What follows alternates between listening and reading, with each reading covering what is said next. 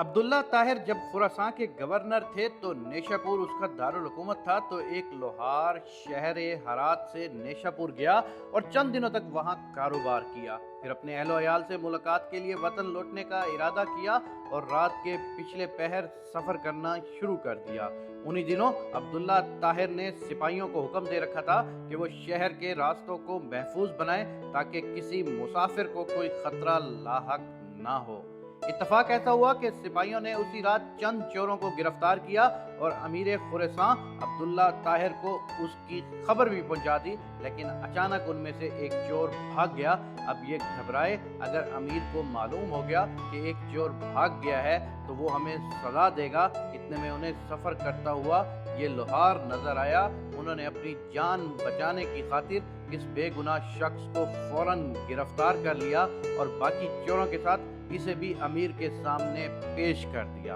अमीर खुरासान ने समझा कि ये सब चोरी करते हुए पकड़े गए हैं, इसलिए मजीद किसी तफ्तीश और तहकीक के बगैर सबको कैद करने का हुक्म दे दिया। नेकसीरत लोहार समझ गया कि अब मेरा मामला सिर्फ अल्लाह जल्ला शानो की बारगाह से ही हल हो सकता है और मेरा मकसद उसी के करम से हासिल हो सकता है। लिहाजा उसने वजू किया और कैद खाने के एक गोशे में नमाज पढ़ना शुरू कर दी। हर 2 रकात के बाद सर सजदे में रखकर अल्लाह तबारक व तआला की बारगाह में रिक्कत अंगेज दुआएं और दिलसोज मनाजात शुरू कर देता और कहता, ऐ मेरे मालिक, तू अच्छी तरह जानता है मैं बेकसूर हूँ।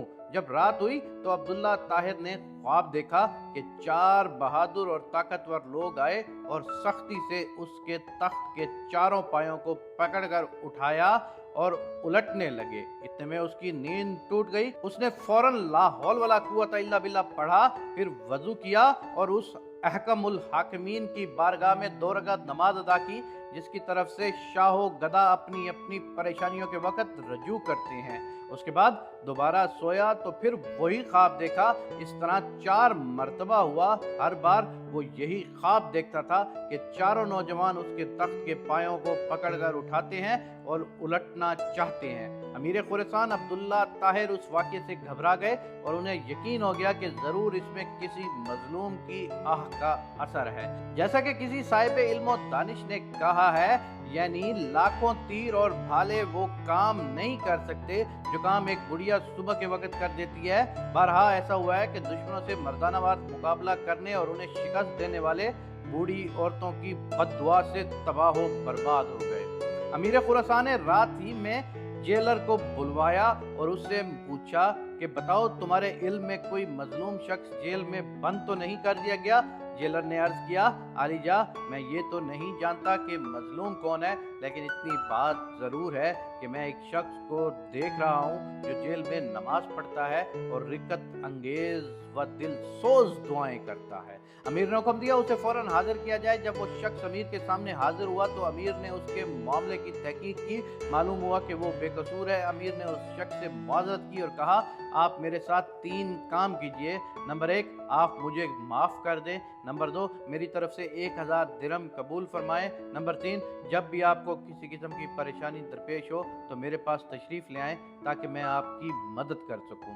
नेकसीरत लोहार ने कहा, आपने जो ये फरमाया है कि मैं आपको माफ़ कर दूं, तो मैंने आपको अल्लाह की राह के लिए माफ़ कर दिया, और आपने जो ये फरमाया कि 1000 दिरहम कबूल कर लूं, तो वो भी मैंने कबूल किया। लेकिन आपने जो ये कहा है कि जब मुझे कोई मुश्किल दरपेश हो तो मैं आपके पास आऊँ, ये मुझसे नहीं हो सकता। अमीर ने पूछा, ये क्यों नहीं हो सकता? तो उस शख्स ने जवाब दिया कि वो खालिक व मालिक जल्ला जलालहू जो मुझ जैसे फ़कीर के लिए आप जैसे बादशाह का तख्त एक रात में 4 मरतबा औंधा कर सकता है, तो उसको छोड़ देना और अपनी ज़रूरत किसी दूसरे के पास ले जाना असूल बंदगी के खिलाफ है।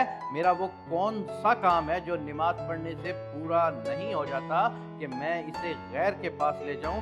यानी जब मेरा सारा काम नमाज की बरकत से अल्लाह तबारक व तआला पूरा कर देते हैं तो मुझे किसी और के पास जाने की क्या ज़रूरत है? सुभान अल्लाह, सुभान अल्लाह, सुभान अल्लाह।